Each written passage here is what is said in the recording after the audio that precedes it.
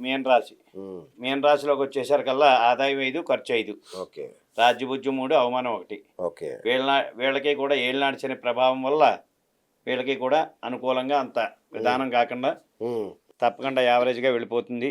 Okay. వాళ్ళకి ఎటువంటి ఇబ్బందులు ఉన్నా, ఏ సమస్యలు ఉన్నా సరే ఆ సమస్యలన్నీ కూడా అధిగమించి చక్కగా వాళ్ళు అనుకున్న కార్యాలన్నీ కూడా దిగ్విజయంగా జరుగుతాయి. అలాగే ఈ సంవత్సరం ఏ రాశి వారికైనా సరే చక్కగా ఎటువంటి లోటు లేకుండా అన్నీ కూడా దిగ్విజయంగా ఉన్నాయి. ఓకే.